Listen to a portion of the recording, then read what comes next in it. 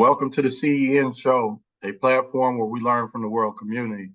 I'm your host, Rasaki Maskani, and on the panel this evening, we have Trudy Wilson, Dr. Sharita Yazid, Clester Cotton, and Val. Our guest for this evening is Ahla, and I know him as the food and nutritional researcher, and he definitely has other hats that he wears, and he can tell you about that. And if he don't feel like it, you can see the other videos we did with him because he's been on about 5 or 6 times or maybe more. And he says, whenever I call him, he will come on. So I appreciate that. Welcome, Brother Ahsa. And our topic is the whole. So I want you to explain that. And then you can also tell us some things that you want us to know about yourself or not. And people can go back and listen to the old videos. But welcome, brother. Hey, what's going on? You got it. What's going on, CEN family? Yeah, man, it's a pleasure. You know, I enjoy doing this. I got so much going on, but I always gotta put the brakes on so that I can do this. You know. Hi 240. Who's hi 240? And yeah, so that's Brother Hembrick. Oh, okay. And then Brother Chawara is coming on. Okay. Well, I get into before I get into our topic discussion, everybody, most of the people on here are familiar with me. I'm not sure. I'm not familiar with Dr. Sharita, but greetings. How you doing? But I think everybody else. Dr. Sharita is. I don't know if she'd like me telling people this, but that's Dr. Paul Gall's daughter.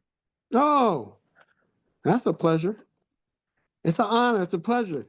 I met your father several times. You know, had very good discussions with him. We were on. It was called the Family Tree together, and WR. No, not WR. That's the radio station back in Los Angeles, long time ago. Whew. I forgot what the station is. But anyway, let's get into it. So I'm Ahsa. For some of you who don't know, I really started getting into food research back in the very, very early 90s, around 1991. And I started researching the origins and history of plants that we eat and different things that we eat, even animals and things like that, to find out if they were natural was the main thing, and then if they were really in harmony with us physiologically. And, you know, I uncovered a whole lot of information. So over the years, you know, I've been doing speaking engagements and just bringing this information to the awareness of people because I don't see many people. I don't see many people covering this topic. And you have a lot of alternative health people out here, and vegans, vegetarians, naturopaths, so forth, so on, that you know, talk about food and nutrition and health on a different perspective. But what happens is nobody's really addressing the naturalness of it on the level that it needs to be addressed, you know. And so my focus back in the 90s was trying to find out basically the naturalness and the truth of the origins of what we eat. Because I believe, I go with the strong opinion and an assumption that man does not have the capacity to create something better than what nature has provided. And you can't take things in a laboratory and think that you're going to mix and splice and graft and do all this scientific stuff and then come up with an entity for consumption that's better than what nature has provided for us. Because if that were the case, animals would be trying to do it. We can't supersede the creator or nature. We just can't. We can't do that. We're not above that. So, in my topic tonight, I called it the whole because I really wanted people to really understand where we are, especially now in 2025, with information related to health and food. Because like nobody, I mean, I hear a lot of brilliant people speaking, a lot of brilliant. I hear this guy Yaki, and I think he's brilliant. He's a genius. And I hear so many, people speaking, and I don't really have much issue with people on what they're saying, except for people really don't know nature. They really don't, So I have to really understand and put it in a perspective so people can really see it related to nature. Because anytime, and this is going to my topic, the whole, anytime you take a plant or an animal and you take it and introduce it to another species that it would never meet in nature, and you put it through a mechanical process or a process that nature wouldn't necessarily allow for it to do, and you create a new entity, it's incomplete. It's not whole. It's an incomplete molecular structure. And so when you start understanding that you want to deal things with the whole, nothing that is for us is meant for us comes in parts. But the European and science, this modern science, has us looking at things in components and parts, which is against nature. You know what I mean? Because now look at, if I took your lung out, if I take your lungs out your body, what happens? You die. If I take your heart out your body, you die. If I take your brain out your body, you die. You know what I mean? Because the body is a whole entity. The soil in the ground is a whole entity. All the minerals of the mineral spectrum are contained in the soil. And the soil comes like that. It doesn't come with separate components that make it soil. And the same thing with plants. Plants are a whole. Plants contain all the minerals of the mineral spectrum in different forms and different degrees.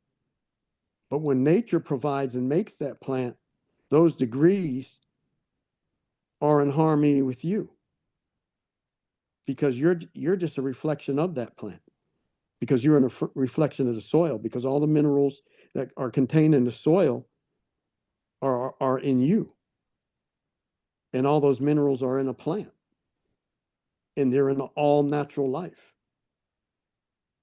in perfect balance to support an ecosystem that's a whole. Because everything in nature, when everything was originally set up, the ecosystems were set up in totality as a whole, and everything to support that ecosystem was in that ecosystem.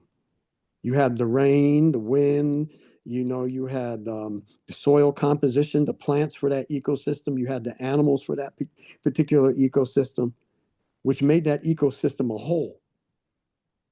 And it supported itself. It didn't need man's intervention. It didn't need man to try to introduce new plants into that ecosystem or new animals into that ecosystem, because when you do, it's no longer whole. You've taken away from it because it's out of balance. So that's why I'm dealing with the whole, and that's why I deal with the human body as a whole. I don't like I was having a conversation last night with a sister. She had me watch some presentation of um, some kind of not a pharmaceutical. I guess it was like an alternative supplement for health and everything. And she asked me after, I watched it because I'll watch anybody because I can learn from anybody. And, somebody might have something that's valid, you know, so I'm open. But what I told her is, after I saw the presentation, I said, Well, it doesn't sit right with me because one, I would have to be able to actually see people that it healed and monitor them, because there's so many people out here nowadays just talking and saying things. Oh yeah, this is good for this, and this is good for that. This is good for this, and people are making stuff and coming out with all these supplements and everything. So, okay, this supplement's good. I want to know what it's good for, and I want to see it being administered to somebody and see if it works and see the changes. Then I believe it. Then I can support that entity. Because on these past presentations, you've heard of me talking about the plant called tormentilla. And when I started administering tormentilla to women for uterine fibroid tumors, you know, I had done some research. A friend of mine and myself, we had done some research on the plant, and it was said that it would work for tumors. And so, well, we said, well, let's try it. So we started giving it to sisters that had uterine fibroid tumors. Well, lo and behold, what happened? Women started passing the tumors. So my friend, he would go collect them. And I was like, I was amazed, but I was like, I don't care. I just want to know that the tumors are coming out, and then I can support that plant. So I was introduced to that plant in probably somewhere around 94. I've been using it ever since for the removal of tumors, and it works. And I can say it works because I use it all the time, and I got pictures to prove it, and cases to prove it, and people to prove it. So that's how I have to go. That's what I have to go with, things in that instance. So now going back to the whole tormentilla, that plant is a wild plant found in nature, and most of the time, I mean, I haven't found it um, cultivated or grown or anything. Anytime I've dealt with it, the plant is wild crafted. It's found in nature. Because then the thing I don't really support the growing of herbs on farms and in gardens unless that particular herb or plant is indigenous to that environment. Because if it's not part of the cycles of life of that environment, there's always a degrade. It's not whole. It has something incomplete about it. And people might be like, oh, well, no, that's not true. Da, da, da. Yes, it is true. And there was a great movie that I recommend everybody see called The Medicine Man with Sean Connery. And the point in that movie was that he had found a cure for this cancer, and it was like a lymphatic cancer or something. And he found the cure through a flower in the Amazon. And he was trying to study the flower and understand the workings of the flower, which modern science tries to do, go in and figure out how things are composed and broken down. And then they try to isolate components of that entity. And what happened was he lost a component of that flower, which was curing this was a cure for this lymphoma. And so the movie progresses, and he's talking about, I mean, he's in search of what it is that he lost in this cure from this flower. So he goes to the medicine man of the indigenous people of the rainforest and confronts him because he wants to know the answer. And he feels like the man knows. And so in order to get the answer, he has to have like a combat duel with a staff with this elder medicine man. So Sean Connery lets the medicine man beat him in the duel, and then the medicine man starts to walk off, and Sean Connery's like, "Well, what's the deal?" You know, and the medicine man walks off and says, "There's no juju in the flower. It's nothing but a home for the insects." And so Sean Connery's walking around all depressed, can't figure out why the guy didn't answer him and everything. But the answer was right there, because to make that plant whole and to have that plant have the cure for the lymphoma, it needed the insects. And Sean Connery realized that at the end of the movie, when he knocked over a bowl of sugar and it had ants in it, and I think the insects in the flour were some species of ants, and the ants added that chemical component to that flour that made it what it was, that made it whole for the creation and treatment for that particular cancer. So going back, when you look at nature and ecosystems, you have to understand that within the structure of an ecosystem, everything is there. The animals that support that system and that system supports, right? The insects, the microbes, bacteria, everything in that ecosystem is there to support that particular environment. So if you take a plant out of a geographic environment and introduce it into another environment, are all the factors there to support that plant and make it what it is in its original geographic environment or not? And the chances are no. It might still have benefit, but is it going to be as powerful as where it is from whence it comes is the question. And we have to understand that. So now when you start looking at plants in geographic environments and start talking about plants for healing, and even, if you're a carnivore, the animals that you eat, are they coming from a specific geographic environment that's in harmony, that supports that particular entity? And is that entity natural? Or has that entity been created through, unnatural means and introduced into an environment? Then it's not whole. It's incomplete. Am I making sense to people?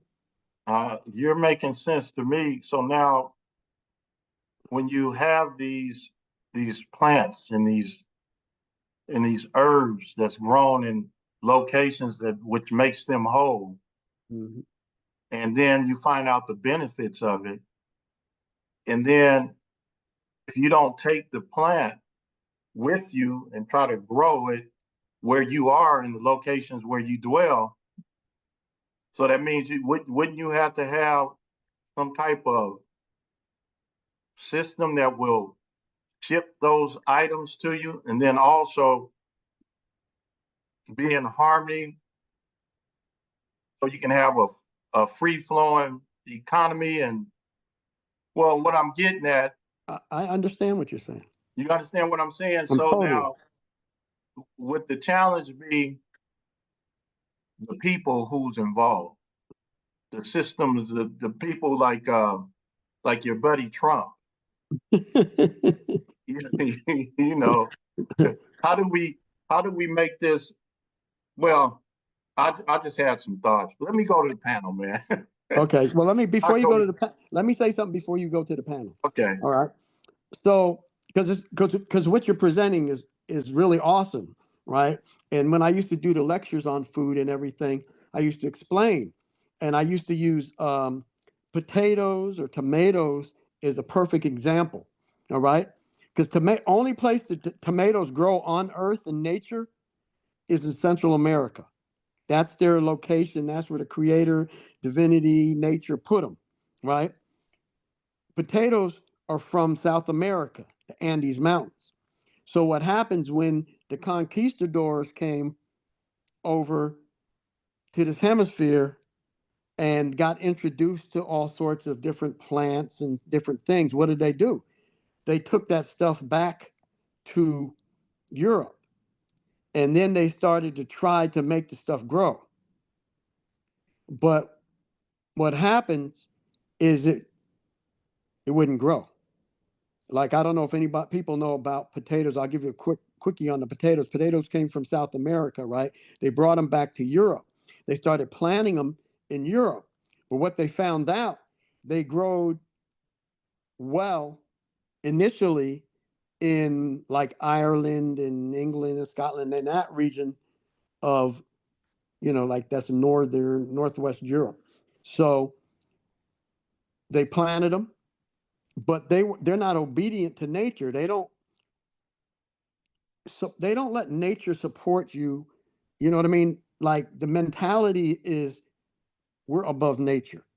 We can manipulate nature to make it beneficial and better for us, but that's impossible, right? So what they did is they started planting potatoes and they would grow, then they would harvest them, right? Eat, and then they'd replant every year. And that's how farming developed the way we look at it, and gardening the way we look at it. Plant, harvest, plant, harvest. That's unnatural. You understand? Plant harvest is unnatural. You're supposed to plant and see if the plant becomes one with nature and becomes an ongoing food supply for you. And then you manage it, right? And it's supposed to perpetually feed you. That's how you do, that's gardening and farming. But we don't do that anymore. We're following the European path to gardening and farming, right? So what happened with the potato, they would plant, harvest, plant, harvest. Finally, nature caught up with the potato and said, no, I don't want this here. And then it created disease in the potatoes and started killing off all the potatoes. So a logical person would understand that we need to grow the potato in an environment that nature supports it, or import it from the environment that it comes from. But they didn't do that. What did they do? They took the potato into laboratories and start working on developing it and making it resistant to the diseases that nature's putting on it. But every time they change the potato to resist the disease, you change the genetics of the potato, and it's no longer what nature gave you. You understand? And so what happens now, we have hundreds of thousands of varieties of potatoes, right? I can't even tell you the countless amount of different potatoes that they've invented and created and everything else. Potatoes is the sickest domesticated food crop that exists on the planet, but people still eat them and they're still growing them, right? And the same thing with tomato. It was like tomatoes were the same thing. They brought the tomatoes to Europe. Tomatoes started having issues, so they started taking them to laboratories. And tomatoes are only like little tiny, they're little berries like grapes. They're the size of a dime. That's a tomato. But they take them into laboratories and start playing with them and doing gigantism, expanding it, growing it molecularly, and they change into shapes and everything. And now we got beefsteak tomatoes, Roma tomatoes, common tomato, hot house. We got all sorts of different varieties of tomatoes, right? And it's all laboratory. It's not really true food. Will it give you some nutrient value? Of course. Everything, you can eat some dog poop and get nutrient value from it. Why? Because it's composed of minerals, and minerals is what feeds the cells, right? That's the reality. So you can eat pretty much anything that's organic and get some nutrient value from it. But is it what's going to sustain you and give you longevity and also keep your body healthy long term? And that's what we have to focus on. We have to really start getting back to nature, because what's happening now with all the pharmaceutical companies and everything is they're taking away nature from us. And we're getting far and far removed, more and more far removed from nature, and not knowing nature, because we don't know, especially in America. You know what I mean? America is like, when it comes to really nature, we're like some of the dumbest people on the planet when it comes to nature. So the whole thing is we have to get back to understanding nature and the wholeness of nature and how it supports us cellularly in our body, and start utilizing it for that purpose. You understand? So now you can ask some questions. Okay, well, I was that's what I was getting at, access to the foods in their most healthy state, and how people could get it. Yeah. But I understand clearly what you're saying, and then so we're existing in the the incomplete versus the whole. Exactly. Yeah. Okay, I'm gonna go to Val. Val, Yes, sir. you have a question or comment? No, I don't have a question or comment necessarily, but it was like I think I met Asa. When did I meet you? It was so long ago. That was a long time ago. It was a long time ago. It was the early 2000s, and it kind of sort of like just I think he asked us the question like about like where if you take an animal out of its natural habitat, like will it grow, will it survive or thrive or whatever? And I just instantly thought deer and was like, okay, well, if you put a deer over in Africa, like what would happen? Would the deer be the same? Like, would it survive? Is nutrition and vegetation there for it, everything? And I was like, wow, I never thought about it like that because he was talking about um, people of African descent being um, on a cellular level so far removed from everything that was natural to us. And so I was just like, wow. Like it just really opens your eyes when we start looking at like how we do things and what we know to be what we believe to be true. And then we start understanding that that's incomplete, which is it's all incomplete. What we know is not the complete with how they teach it to us. So You got it. All right. Thanks a lot. Trudy Wilson, just listening. that's my mom. She's probably struggling with the technology over there if my sister isn't sitting right beside her to help her. Okay, well, that's fine. Thanks for being here. We'll go to Watu James.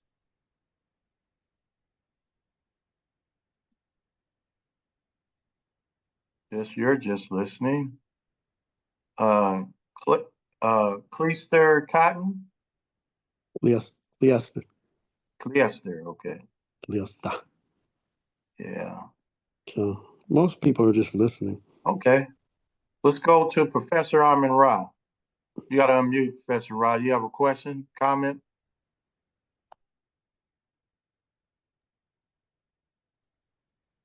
Appreciate what you said, if I understand correctly.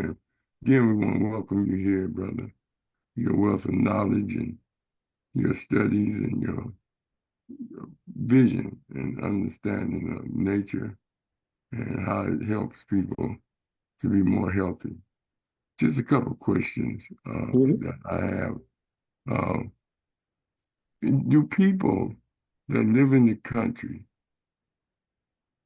in America or live in the southern areas or the remote areas in Brazil or other countries, are they dealing with nature?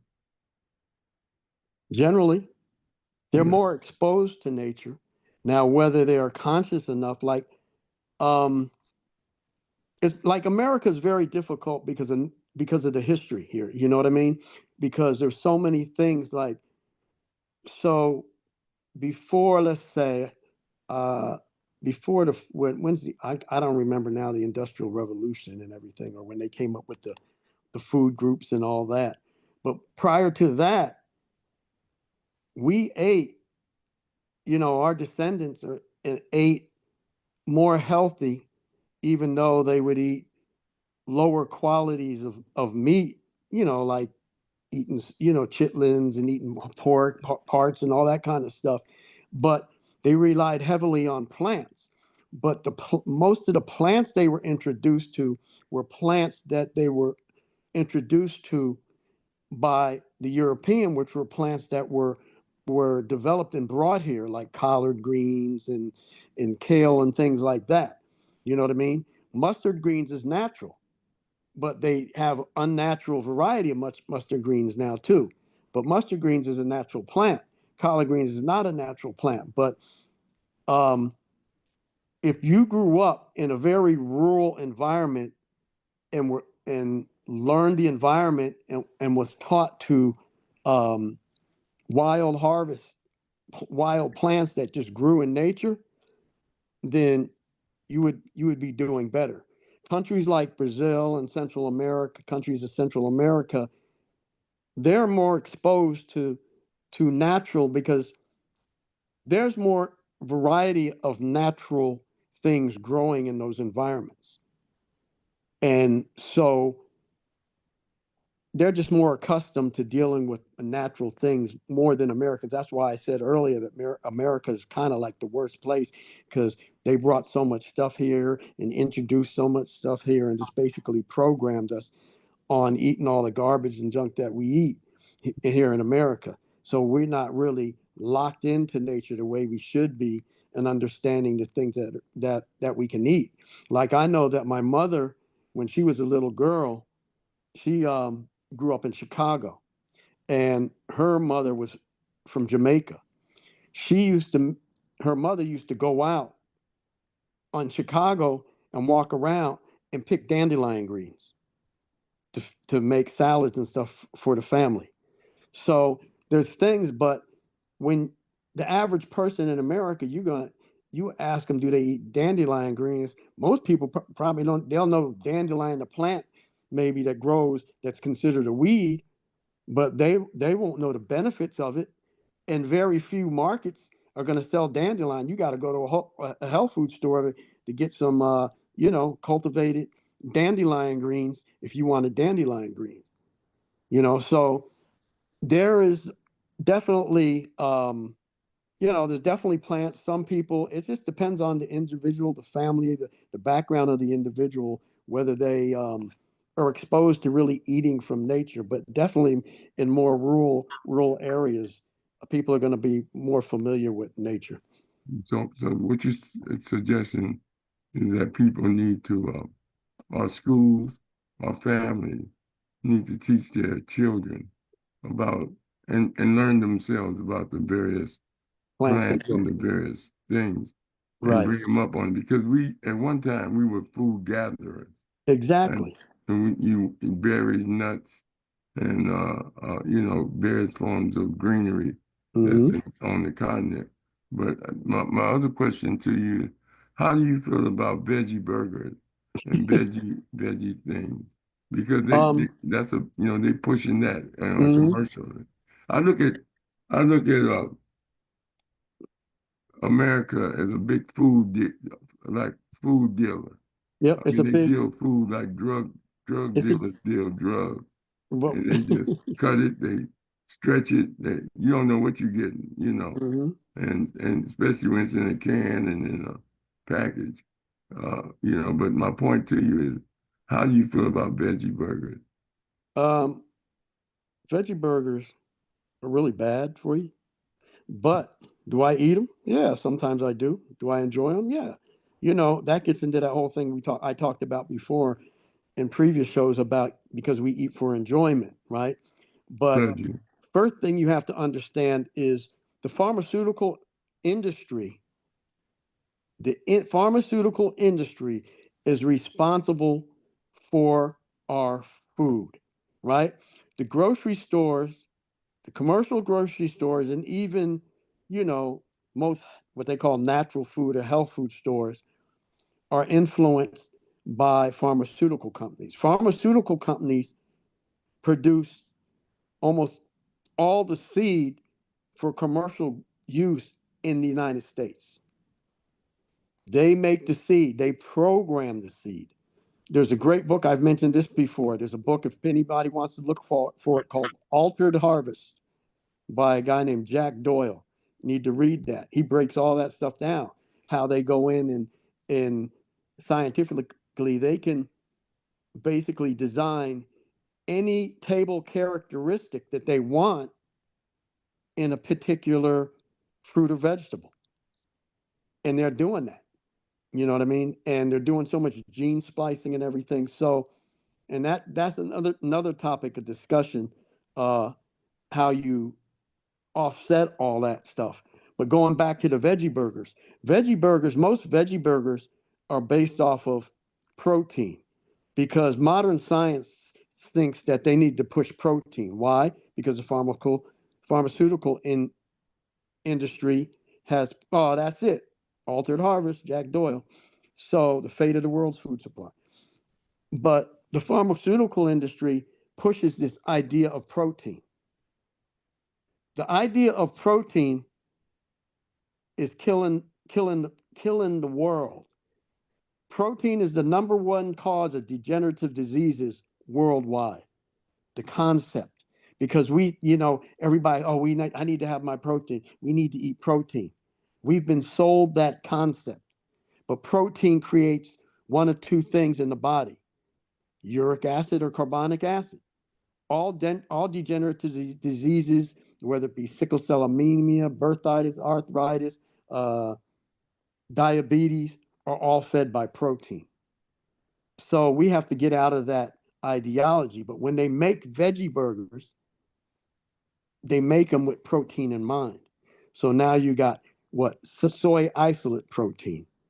You got P. They use pea protein. And this is the basis, what they're giving you as the basis of most of these veggie burgers. You're starting to find some that are basically made from like quinoa and beans and everything. But beans are legumes are a protein base. And they're not supposed to be the first thing that we should be focused on eating, but that's where we are. So when you ask me, are veggie burgers good for you? Not really. If you want to eat them for enjoyment, okay, eat them periodically. It's really, when you understand it, if you eat a healthy like bison burger, you're probably eating something that's better for you than eating like an Impossible Burger or Beyond Burger or something like that. You understand? But because there's some meats, like, I'm not totally anti-meat eating. I look at, like I said, I look at things from a natural perspective. And if there's environments that man lives on the earth, they're not going to be able to totally sustain themselves off a vegetarian diet. You know what I mean? They have to eat some flesh. Look at Eskimos. What are they gonna eat? You know what I mean? So the whole point is going back to nature. Now, I want to address something real quick that came up in the question you mentioned. Today I went to a African market because certain things that I know that I can find that are natural, I have to seek them out and go to where I can get them. So I went to an African market today and bought a grain called fonio, FONIO. That's a natural grain. It's a natural grass that grows in West Africa, all over West Africa. And it's the seed from the grass. They just grind it up and make a grain from it. And it's delicious and it's good for you. It's better than eating, like, thing I compare it to is maybe grits.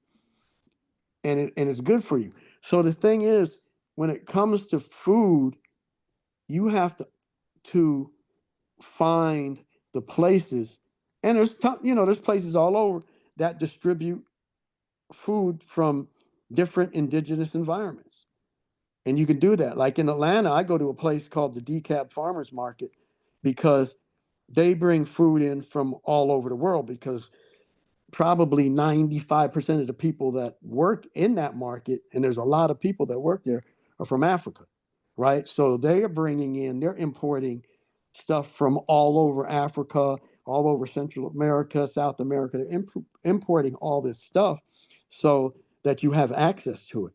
But it's, our individual responsibilities to really look and see what's natural and what's being brought in, what's really food, and then find out, the distribution points where you can buy it and live and feed your families and keep your families healthy. So Yeah. The other question is, Professor Rob, yeah, let me get to a few other people. just one more quick question. One more. See, a lot of people can eat raw, natural vegetables and nuts and berries. Mm-hmm. And then there's some that cooking. How essential and how important is preparing food? Because some people could use vegetables, but they put so much salt in it, additives in it, it takes away from to me, the flavor. Seasoned salt and all that. Mm-hmm. All right. So when you cook food, right, there's still a transfer of ions, because food is really electrical energy, right? It's ions. When you cook food, you don't lose a lot of ions. What you lose most is you'll lose some enzymes, right? Eating raw plants is really the way we're supposed to go, right? Eating raw green leaf vegetation and fruits and berries is really what we're supposed to be eating naturally, that our systems can handle, and the things that, puts water in the system, because generally when you cook foods, you take water out. So, but as far as nutrient value, when you cook foods, there is a nutrient value transfer that you're going to get, unless unless you boil something to death and then you just eat what you boiled and you discard the liquid, then there's a loss of nutrient value there. Because if you look at like herbal elixirs and tinctures, well, tinctures are usually alcohol type extracts, but those liquids, or even if you make just an elixir where you boil a plant to extract the nutrient and you bottle it and sell it, the nutrient value is just being transferred from the plant into the water, and then they're bottling it and selling it to you, right? So the key really is to know that, one, water is the catalyst that holds nutrient value and puts nutrient value in the body. And two, to know that when you cook, the nutrient value is going to be in water, not necessarily in what you cook. If you just cook, like say somebody cooks a piece of meat and cooks it to death and takes all the juice out of it and everything, okay, so now you've lost nutrient value, but it will still have some. You understand? But the most divine way where you're going to maximize the nutrient value is to eat raw greens, vegetables, and fresh fruit. That's it. Okay, thank you. All right, Daphne, would you like to unmute and ask a question or make a comment? Oh, no, thank you so much. Thank y'all so much for having this session. This is my first time here. I was invited by Miss Cleasta Cotton, so thank her as well for inviting me. I'm just listening, cutting up some bell pepper, putting some thoughts together. So I just greatly appreciate hearing all this information and being in this space with you all. Thank you. Thank you for attending. Thank Okay. you. Brother Mashinda?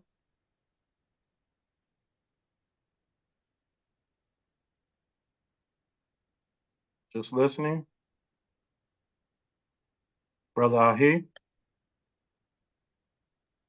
Me too. I'm just like the previous sister. I'll sit here and eat my nuts and learn something. Okay. Yeah. All right. Thank you. Brother Chawara? You have to unmute. Just listening. How you doing? How you doing? What's going on, Brother Chihuahua?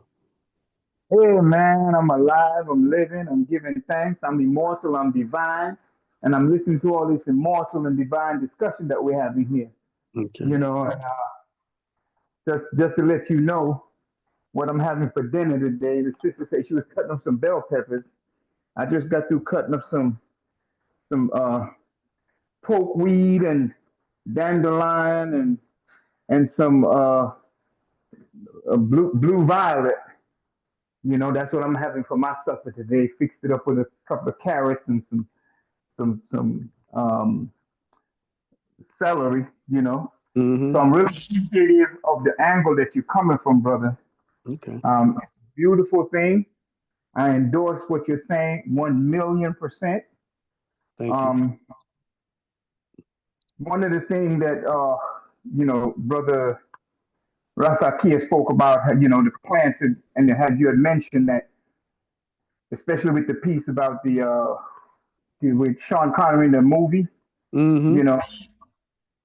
You know, and then brother Rasaki asked, like, if it's over there and you want to get it over here, how do we do this and whatnot, right? Well, they had already calculated all of that Right. because we had been doing that for years and years and for centuries and centuries because Albert Perry's Y chromosome goes back like 338,000 years, Mm-hmm. way before Neanderthal and all these people came through. But what we used was cultural exchange, is known as today.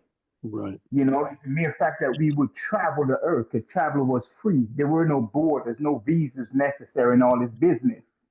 It was high morals, and so we was able to travel without fear, with high respect and honor for the cultures whose territory we would pass through. And it was a delight for each culture to interface with one another because as we travel, you know what we're traveling with, right? Our Yeah. food, different things, and we would introduce that to the new people, and they would trade with us. And this was just a common way for man to live, and it was regular. It's called common sense living also today. Right. Um, and you speak of holistic. Another term for that I would say is thorough. Mm-hmm. Thorough, has we say that the only one that is just is the creator, is the only just one. And so the creator also is the only one that is thorough. And what the creator created when he created us, he created a thorough man Right. and he put a thorough creation, which hold everything for us. And we lived in that state of thoroughness, and that was just the nature, creation, and God itself, which is energy. Mm-hmm. And then responsibility to feed ourselves, that's the inborn responsibility. They call it self-determination, self-reliance, and self-sufficiency today. But those are just fancy words for just responsibility, Mm-hmm. accountability. So we have the responsibility to feed ourselves. We have Right. given that responsibility up to agricultural entities. And so we see the dandelion, but we don't even recognize it as food. It's just a weed. But we will go to Whole Food or the market, farmer's market, and go buy dandelion, you Right. know, in your yard. You know what I'm saying? So Mm-hmm. we have the responsibility to feed ourselves, and nature provides all that for us to do that because it's thorough. And the morals is the foundation in which all of this exists upon. Mm-hmm. And we live in a moralist world right now. Basically, a subdued morals is subdued so low that it's as if morals doesn't exist anymore in the world. Right. And that's the foundation of the holistic way or the thorough way of life. You know, and so I really appreciate you. I appreciate love CEN for bringing this type of forum to the forefront and these level of conversations that we can have so the people can understand that no matter what is coming, we are prepared once we reconnect to the earth, Absolutely. reconnect to nature. We are prepared and we don't have to have the knowledge. We have the technology. We don't need the knowledge. You have the technology. You can Google, take a Google camera and take the camera of a plant, and it will tell you exactly what that plant is and tell you. And you go, you got to dive deep, go beyond what Google show you, and just dive deep. That's just the beginning. That's the surface. Dive deep. Is this plant edible? What is this nutritional benefit? What is it used for? And you'll find that most of our medicines are in these greens. That's right. Most of our medicine is in these greens, and then our nutrition also is in these greens. And cooking cannot destroy them. And the principles of cooking too. Don't boil your food in this high heat. It's not Mm-hmm. fire to cook the food, it's the heat. And if you turn it down low and you leave it there like the principles of a pot, it'll cook just as good and even better than if you was to turn up the fire and have this stuff boiling like crazy. Mm-hmm. So I just wanted to say that, brother. I commend you. I'm in Atlanta area. I know you're in the Atlanta area. I'll call you a couple of times now. I will be calling you again. All right. I would like to touch bases with you. I'd like to share with you. Is this connection, it's integration, not the Yes. one of the 60s. Not that integration, because Martin Luther King already said it. He integrated people into burning buildings. Brother, You know, so we talk about a different kind of integration now, which is liberation time, not no struggle of liberation, but liberation itself. So brother love you, Chawara, brother. Keep going. brother, I'm done. Absolutely. brother Chawara, Thank you. Yeah. make sure Peace you and text him so he'll know you calling. Yeah, because I, yeah. But I I have will. I do have his number, I believe. Okay. I will. All right. Thanks a lot, brother Chawara. Brother Yeah, Hembrick, man. Love you, man. Yep. brother Hembrick. Yeah, there was some sister raising her hand to speak. I just read in the chat. Cleesta, I think. Greetings. Cleesta, Greetings and salutations. what's going on with you? I love you. I love you too. And I'm very thankful for all that you have done over the years since the 80s when we met at SEBI's conference and just got into the natural way of living. And one of the things that I would like to bring up is CMOS. Mm-hmm. CMOS, also burdock, yellow dock, and the things that people, amaranth, the things that people could actually just go and get so that whatever they're eating, they could add these beneficial food sources, nutrients to whatever they're eating so that it could help to cleanse and feed. I remember back in the 80s, the foods to eat list that SEBI gave us was very small. We basically were eating, a lot less of a variety of things. Right. I remember when we were in California, we go and buy crates of cactus pears, crates of mangoes, crates of things, and just go for it like that. So Right. I think that people who are on the path or are seeking the information of how they could feed themselves, how they could feed the babies and the children, how they could feed the elders and the seniors, so that we are living a more beneficial lifestyle and experiencing health and wellness. Absolutely. Absolutely. Those were good old days. Appreciate those words. Okay. So we have brother Hembrick. Yeah, I appreciate your presentation this evening, brother. Thank you. I'm exhausted. I've been out there weeding the garden for the last 3 hours, getting all the grass out of there. I'm a little tired. But with the indigenous lands where certain plants come, I heard you mention South America and all of that. You know, I'm a historian by trade. You know, our people traveled to all Of these course. and may have brought some of that stuff that those lands think is indigenous to those lands, but really they probably come from Africa more than likely, even in America when the Africans came and explored. But anyway, the diet is great. That's why I have the garden. But I just like to add, I have a 4-pronged component about health.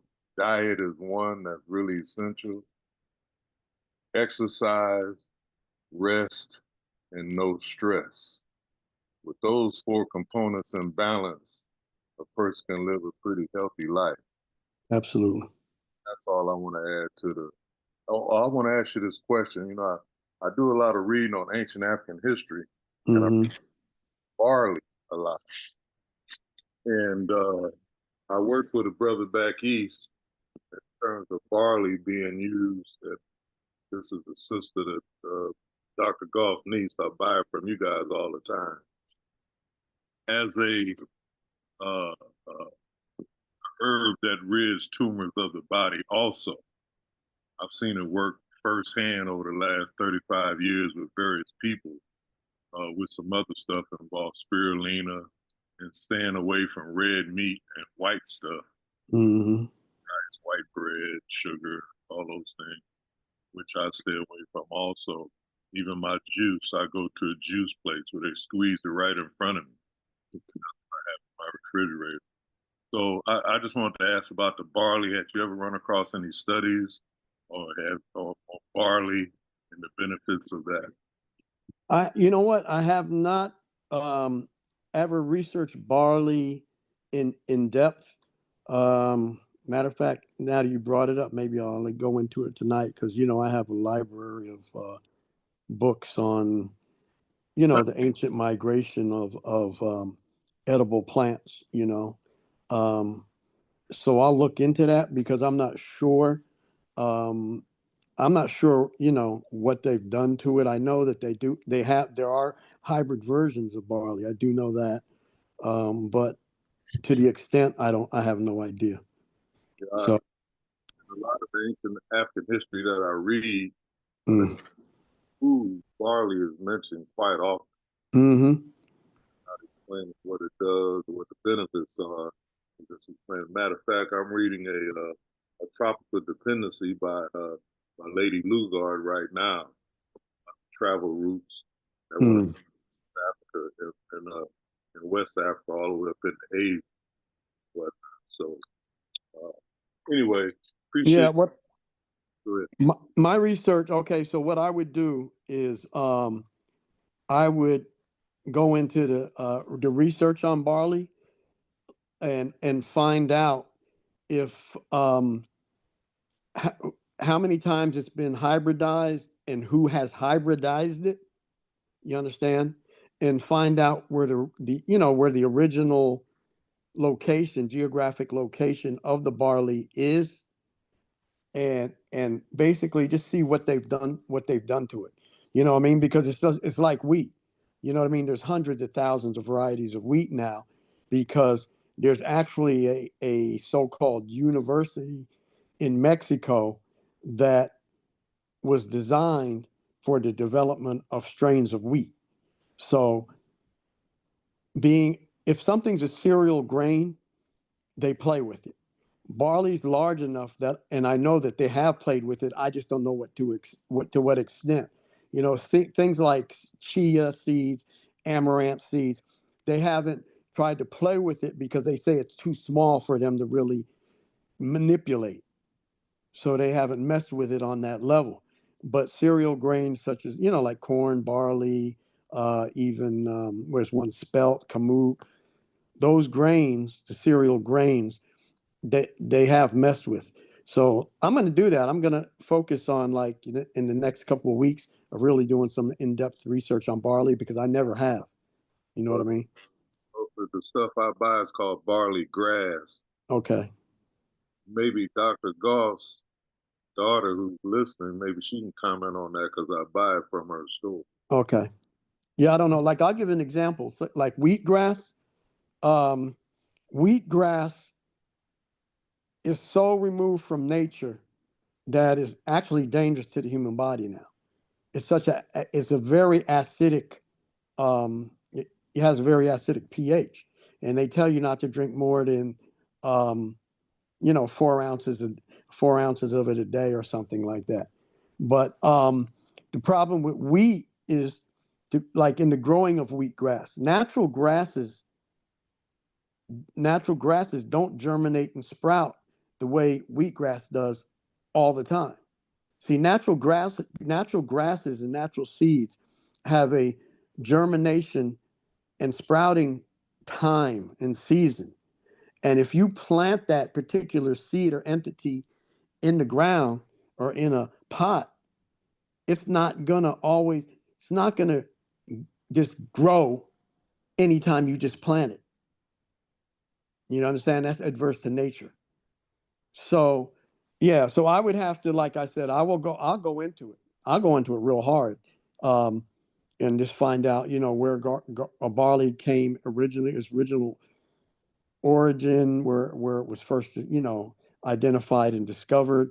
Then what I do is I track the migration, right, and then I'll go into studies on it because all the universities that have industrial agriculture will have the information on pretty much anything that they have tampered with and that they've crossed and done, just genetic testing and changing and adding and stuff like that. So that information's available. You just have to know where to go to look for it.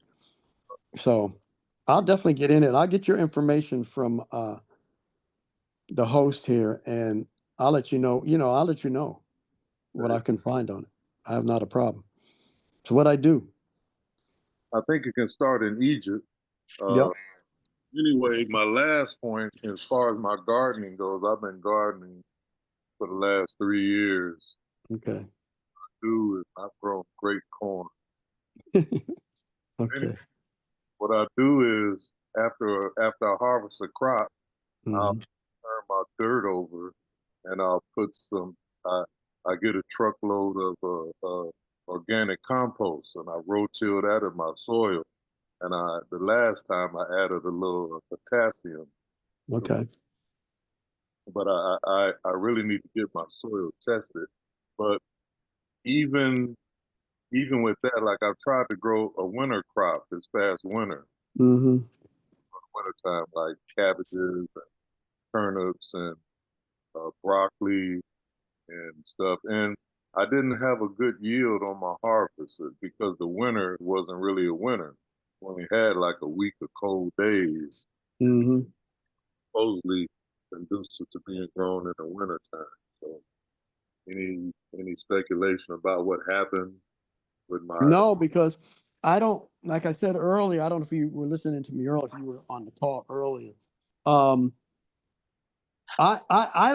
not into gardening and growing my own crops, only for the reason, and I'm gonna hopefully you'll see this, you know what I mean? Because I'm not saying this in any way to demean what you're doing or anything else. I just got to be straight with it because I deal with nature. When you decided to when you decided to plant and grow a garden, right? Were there plants in the ground there already? No, it was it was St. Augustine line, and my dog had been running back and forth. Right, I know that. Grass. It was going to be a swimming pool or a garden, and the garden won out. Okay. What I've been doing every year is I bring a truckload of organic compost in, and I till it into the soil. From the people that I'm learning from, I have to do this for 5 years in order for my garden to be considered organic. Yeah. Yes. Because my point was because most people don't know. Like I had a sister out here who talked to me. She said she showed me, took me in her front yard, and she said, I want to make this area a garden. And I said, well, you have a response, but that whole front area was very green. And I said, well, you have a responsibility to identify the plants that are growing in that area before you turn the soil over and destroy those plants so you can plant, man-made crops. Because within that green that was growing on her soil, there has to have been some beneficial plants that were natural, that nature provided. And see, that's the thing we get caught up in. Like I have a friend that has 65 acres in the North Georgia mountains. And she was like, okay, should I develop this land? I said, why? I said, you have life here. You understand? I said, you have everything on this land. If something went wrong and there was no way to get food, seeds, or anything, I said, within this 65 acres of land, you have everything that it will take for it to sustain you indefinitely. And so she's like, oh, really? I said, yes. I said, in order for you to start destroying nature and you got to find out what's there first. That'll feed you and then focus on that. You understand? So that's all I got to say on that. You know what I mean? Just know, like people, when you're planting gardens, just be conscious of what it is that you are destroying to plant your garden. because what you're going to plant in your garden 9 times out of 10 is not natural. You know what I mean? Like cabbage, carrots, cauliflower, broccoli, Brussels sprouts. That's all European laboratory developed entities. It's all right. Next victim. All right. Be quiet. Roderick, question or comment? You want to unmute? Yeah, how's that? Can you hear me? Yeah, Yes. we hear you. All right, listen, I really appreciate you guys, because there's a lot of stress in my life. Okay. That's because I'm always trying to work, always hustling to make some money. And when I move around different places, I'm aware that I'm not breathing good air. Right. I'm drinking bottled water, which is not necessarily the best thing for you. Right. So, you guys, remind me of what I need to do to make my life and the life of others better through communication.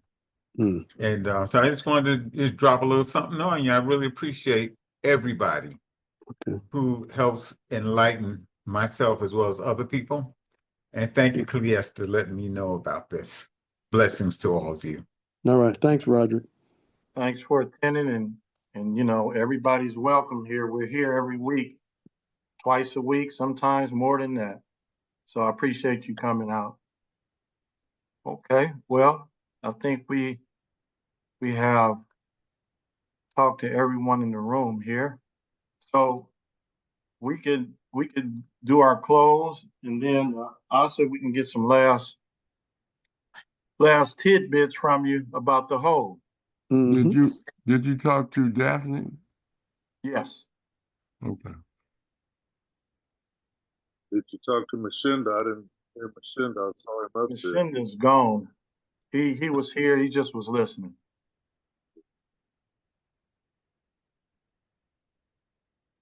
All right. Okay. Anybody else? Any questions? Dr. Sharita she says she's just listening also. Okay. Thank you for attending. All right. So anything else for this evening, Ahsa? Well, that's it. So I mean, That's just I'm just tell people to understand the context of what wholeness really means. You know what I mean? Because you got something called Whole Foods Market, and probably 85% of the stuff in there is not whole. You know what I mean? So just really understand when you're talking about wholeness, you're talking about things being complete. Like your brother said, thorough, complete. You know what I mean? And that's what we have to start really focusing on and looking for. So on that, if anybody wants to contact me, they can get in touch with you. Yeah. And I'll give information. You can give my information. Okay, I think everybody on here either knows you or me, so we can make that happen. So I wanted to ask Brother Chiwara, can you unmute? I wanted to ask you one thing before we get out of here. Who's High 240? That's Brother Hembry. Oh, okay. Yeah, that was, You mute, Hembry. I want to know if you can put up the title of that book again. Oh, yeah. I have it right here. Altered Harvest. I'll let you look at it. I got it. It's right here. Pretty mind-blowing book, man. It came out in, I think, if I'm not mistaken, like 1984, 1983. First published November 29th, 1985. Okay, 85. All right. And within a couple years after that, it was taken off the shelves. They had it removed. They didn't want that information out there. Yeah, he goes into like what's happened to tomatoes, a lot of stuff. You'll if you get the book, it's a good read. It's definitely an eye opener. So. Okay, Brother Chiwara, can you unmute?